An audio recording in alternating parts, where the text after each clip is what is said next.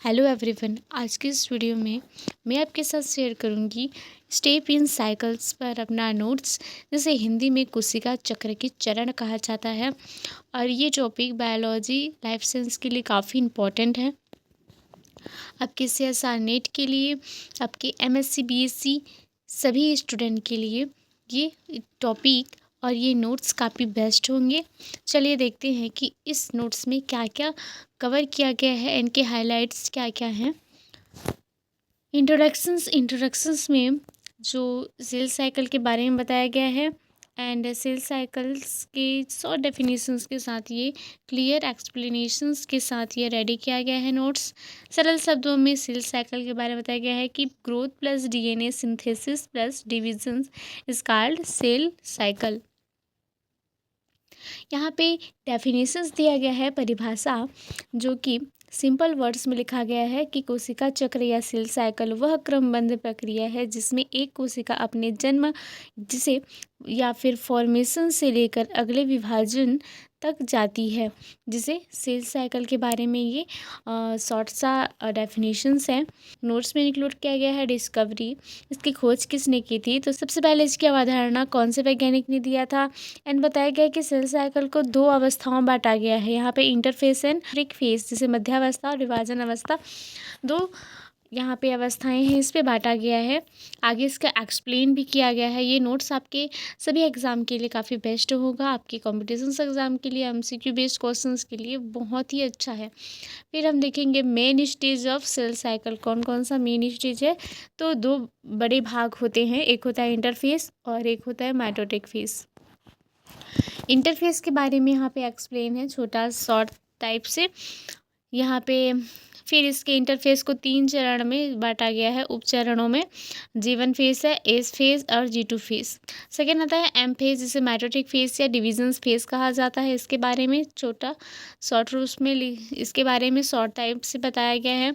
आगे हम इसका एक्सप्लेनेशन, उसका विस्तार समझते हैं। तो इंटरफेस के बारे में डिटेल यहाँ पे एक्सप्लेन है।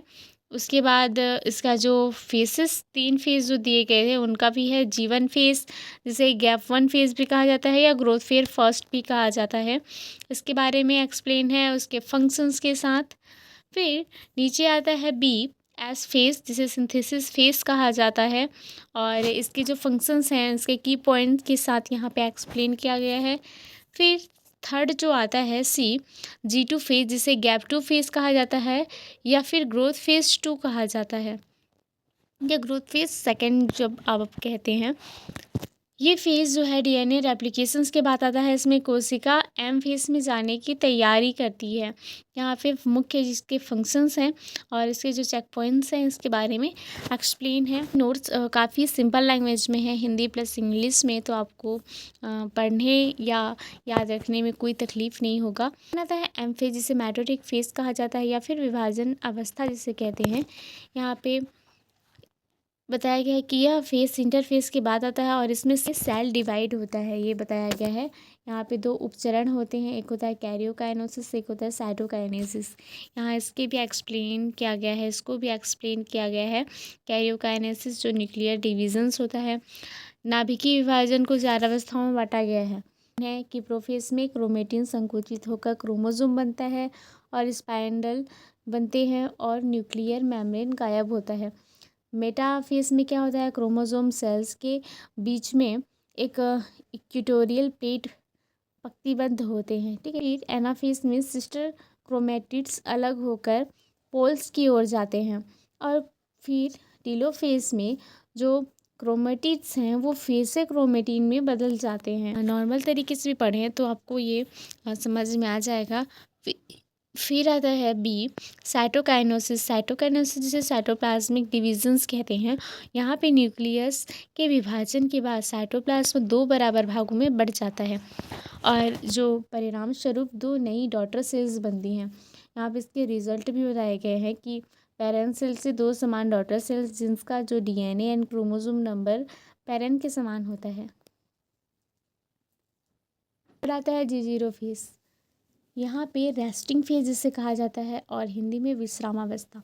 हर सेल्स में बार बार ये नहीं जाती और कुछ सेल्स जीवन के बाद स्थायी रूप से शांत अवस्था में चली जाती है, जिसे जी0 फेज कहा जाता है। इसके उदाहरण है नर्व सेल्स, जिसे न्यूरॉन कहते हैं, एंड कार्डियक मसल सेल्स।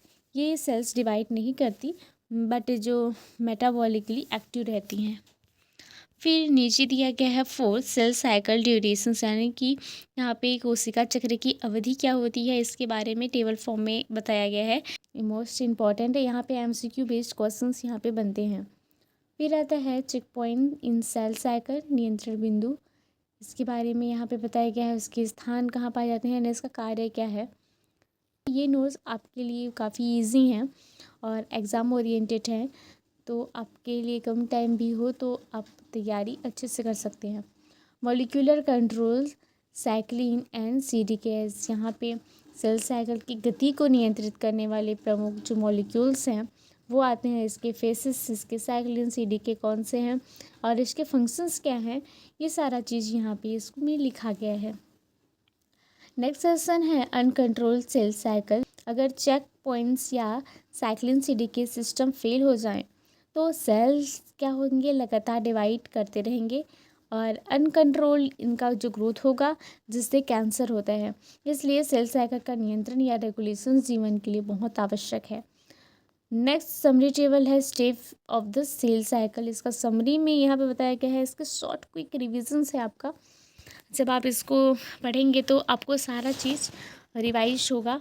यहाँ पे G one phase growth, protein synthesis, organelles formations का काम करता है। S phase DNA replication, histone synthesis का काम करता है। G two phase preparations of mitosis और स्पिंडल फॉर्मेशंस करता है। एम फेज में क्या होता है, division of nucleus and cytoplasm. G zero phase में रेस्टिंग हो और नॉन डिवाइड स्टेज होता है।